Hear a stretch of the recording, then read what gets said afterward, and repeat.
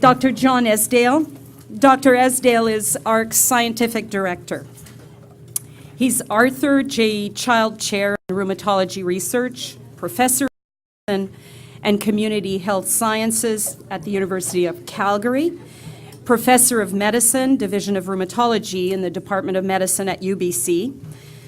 Dr. Esdale's an internationally respected rheumatologist who spearheaded the creation of ARC, the Arthritis Research Centre of Canada. He's completed his undergraduate medical training at McGill University in Montreal, went on to postgraduate training in Toronto, London, England, and obtained a Master's of Public Health degree from Yale. Dr. Esdale, as you can imagine, is largely responsible for developing and establishing ARC, of which he remains the scientific director. He's authored countless publications, it takes reams of paper to write that down, and has been distinguished with numerous awards. So as we're on a tight schedule, I'm going to highlight one significant achievement, one of the very many. He was one of 5 investigators to successfully receive funding worth more than $40 million over 10 years for arthritis research. It's a feat. Now, this grant actually involved over 150 scientists to be able to do their work and get us the answers we're talking about today from across Canada, and many of these scientists, as you know, are in BC. So, please, with that, welcome Dr. John Esdale.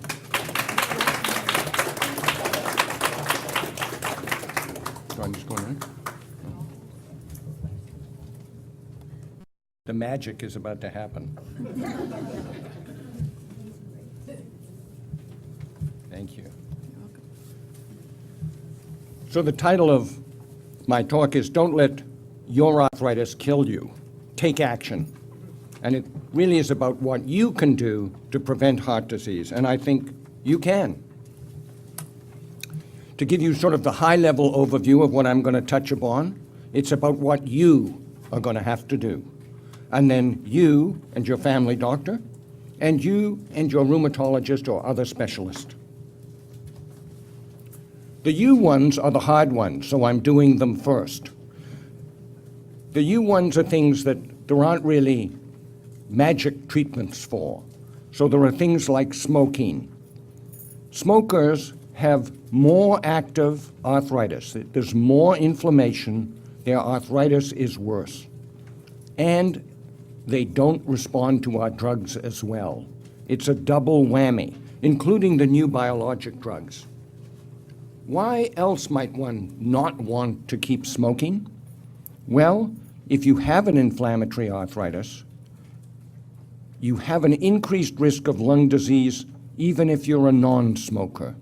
So why have 2 risks for lung disease when one of them you can eliminate? I know that smoking is incredibly addictive as a former smoker, and I know that stopping requires huge determination and frequently multiple attempts. I'm giving you a website here from Dr. Mike Evans that I think is very helpful in knowing what you can do to stop smoking. It's probably not worthwhile copying it out now, but this webinar will be on the Arthritis Research website within a couple of weeks. What's our target for smoking? Absolutely none. Please don't come to me and say I'm only smoking 3 or 4 or 5. I'm not allowed to. The other you thing, we're getting sort of increasingly difficult here, is physical activity. But there is overwhelming evidence of benefit from both aerobic and resistance exercise programs. So aerobic ones are things like using a stationary bicycle or a real bicycle, an elliptical machine, doing things like low-impact aerobics, or if you like it, my favorite is swimming. And then resistance exercise is, of course, using weights and machines. Physical exercise not only diminishes the amount of inflammation, it deals with fatigue, and it directly alters the heart risk factors. It will lower your blood pressure, it will lower your blood sugar, It will increase the good cholesterol and lower the bad cholesterol. How good is that? Now, the terrible thing is, you have to do it. It's about making time to save your life, and exercise is really key. For help with taking action, there are all sorts of different ways. There may be a community center near you, a Y, a physiotherapist, a fitness instructor. My only advice with arthritis is to get a fitness instructor who's at least as old as you are, or getting close. They're a little more sympathetic. The target, the latest recommended target is 1 hour, 3 times a week. 1 hour, 3 times a week. Only you can do it. And of course, perhaps the toughest is having a reasonable weight. We know that it protects against joint damage, and again, we know it improves the same heart risk factors: blood pressure, blood sugar, and cholesterol. To have a reasonable weight, you have to decrease calories and increase exercise as a general rule. And of course, as within all the you things, huge determination on your part. It's tough. For help with action, well, you could see a dietitian, a nutritionist, there are websites, you can go to Web Watchers, Atkins, Zone, any of the diets. All of the diets seem to work. The difficulty is not whether or not they work, the difficulty is sticking to them. And in fact, the real problem is altering your diet to suit the amount of calories you're burning. Most of us continue eating the way we did when we were 20, and we're not as active. What's the target? Well, the target I'm giving you is something called BMI. Now, it said that normal is less than 25, but I think the latest data, and my data, is 20. If you can get to 28 or lower, I give you 4 gold stars. To calculate it, your family doctor can help you with this. You can just Google BMI, and there are calculators. You put in your height and weight, and it'll tell you. But less than 28, that's your target. Let's talk about you and your family doctor. This is really a key resource person, especially for you. I think it's very important that your blood pressure be checked at least twice yearly, and I'm giving you the target here. There are 2 numbers with blood pressure. The first should be less than 125, and the second less than 85. If you're higher than that in the office, like say 130 over 85 or 130 over 90, you have a couple of options. One, the family doctor can have a 24-hour blood pressure determination, which is much more accurate and is not affected by perhaps getting a little nervous seeing the doctor come and put a cuff around your arm. And the other thing is you can buy a machine from a pharmacy and check it yourself, but you have to do that. The family doctor should be checking your glucose, that's the blood sugar, and a test called hemoglobin A1C. What's the target? Well, you should have a normal blood sugar and a normal hemoglobin A1C. In other words, no diabetes. And finally, your cholesterol and triglycerides should be checked. They should be normal. Because inflammatory arthritis is itself a risk factor for heart disease, I use the diabetes recommended level for the bad cholesterol, the LDL, and like it to be less than 2. So I have a lower target if you have inflammatory arthritis.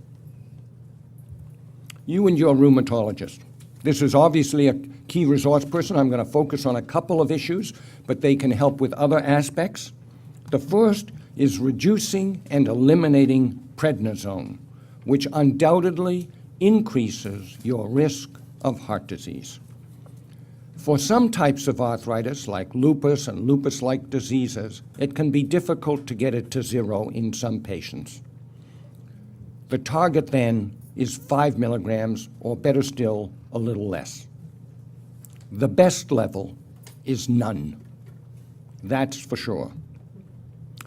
The other key element that the rheumatologist, you've got to put their feet to the fire and demand, is reduced disease activity, reduced inflammation from the arthritis. What's the target? Remission, meaning it's not active at all. And if you want to confirm it, you can check the C-reactive protein, we call it CRP test, and totally normal is less than 1. So that's the target. That's what we would like. That's what we're aiming for. So how to win? I mean, this is all about winning. You need a team. The team has to be a good team that you're happy with. You, your family doctor, your rheumatologist. There may well be other professionals like physiotherapists, occupational therapists, all sorts of other people you may want on your team. You need to create an action plan. You need to get the evidence yourself. You need to be part of the program, leading the team. Our own website is arthritisresearch.ca. The webinars will be there within a couple of weeks. My favorite website for patients is jointhealth.org, and the reason for that is there are a lot of links to other great websites around the world, the Arthritis Foundation, the Mayo Clinic, all sorts of really high-level websites that you can check out for sound medical advice. The Arthritis Broadcast Network is a new site, and down below I've included another little YouTube video that's a lot of fun about taking charge of your health and really making a difference to your risk factors. Thank you. Oh, final slide, winning. I think we all want to sort of drive to the finish line in a direct line. It doesn't always happen that way. It's sometimes 2 steps forward, 1 step back. If any of you tried losing weight, you know, you go down 2 pounds one day and up 1 pound, and, you know, there's a bit of up and down, but the direction of your action should be consistent. If you're losing weight, then the direction overall must be down. The target of all of this is that, in fact, you're having less heart disease than the average person in the population. Why is that possible? Because you now know more than the average person out there, and you can take charge of your risk of heart disease and, I think, get it down to normal or even better than normal. So please win. Thank you.